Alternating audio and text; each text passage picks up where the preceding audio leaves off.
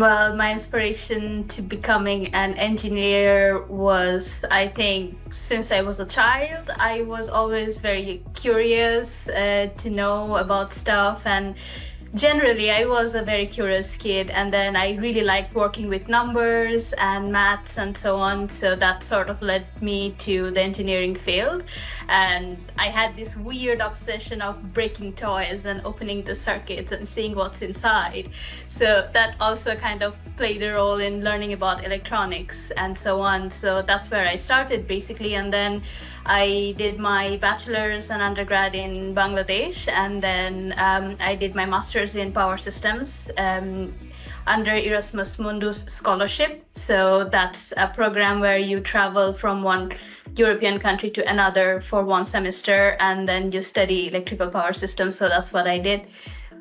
What inspired me to become an engineer is really kind of always having had this interest in how things work and maths and science. That was always really from very early on the school subjects and things I gravitated towards were those more sciencey subjects and understanding how things worked and how we could improve them.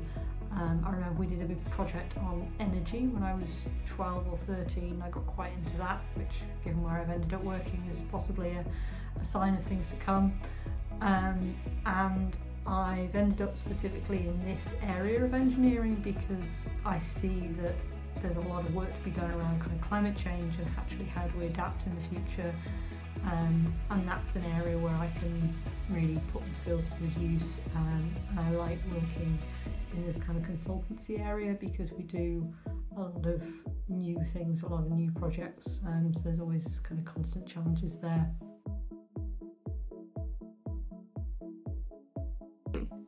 I think it's really amazing that you've decided to pursue a career in STEM. As an engineer myself, I can tell you that no 2 days are the same. You're always learning or discovering or trialing something new. And it's just generally such an exciting space to be in.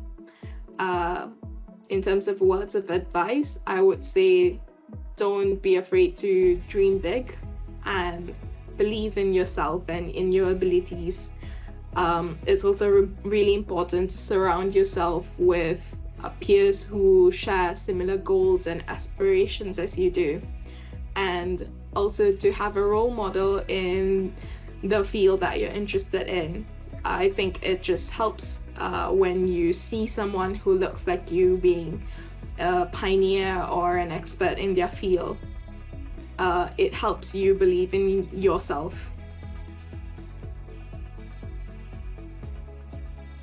The standout moment for my career would probably be the Erasmus Mundus scholarship because that led me to where I am today. And I am quite fresh in my career, really. I just graduated from my master's degree in 2022. So after that, I was working a little bit in Spain, and then I came here in EA. So my job responsibilities here are mainly consultancy. So I try and bridge the gap between the power systems world and the developers, the software world, try to build that bridge and make a connection there. So all these things are super duper challenging. It really makes me work hard, and I really love that. So I knew quite early on that I wanted to go off to university and do engineering. So I mean, I ummed and ahed a little bit about exactly what type of engineering, but for that reason I chose to take A-levels in maths, physics and chemistry, and half an A-level in IT, and really that left my options open as to whether I wanted to go and do chemical engineering. That was a possibility at one stage, or mechanical or electrical.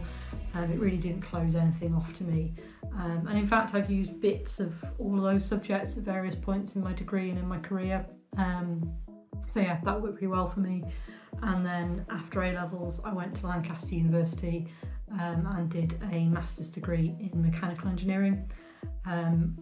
Chose Lancaster because it's quite a small department, quite a small course, so there was a real feeling that the lecturers and the students knew each other. That helped because I liked being able to go and ask questions.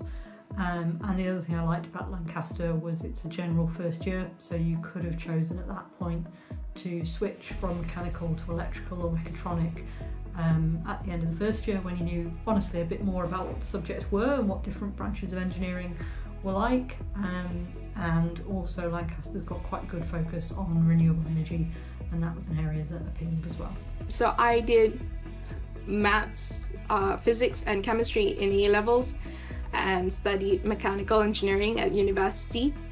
I specifically chose these A-level subjects because I was very conscious that I wanted to study engineering in university, and I just generally enjoy the relationship between maths and physics, because a lot of the theorems that you learn in physics have a mathematical explanation to it, and chemistry is just interesting.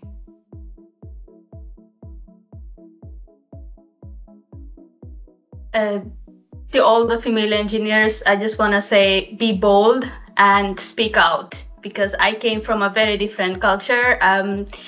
It's a male-dominated field in all career back home, but in engineering, I was a topper in my university, but out of 150 students, let's say, there were like only 10 female students. So you got the best of the best here. So basically, but yeah, but it's really so coming from a different culture as well and from a different country, it's really hard to find a mentor. And what I see very common in engineers from our background is that we don't speak out a lot. We are very terrified of making mistakes. We feel like any tiny thing that we do is gonna be highlighted more than it does for a man. So I'm just gonna say, stop thinking that, be bold, be brave, speak out, and we are gonna get there.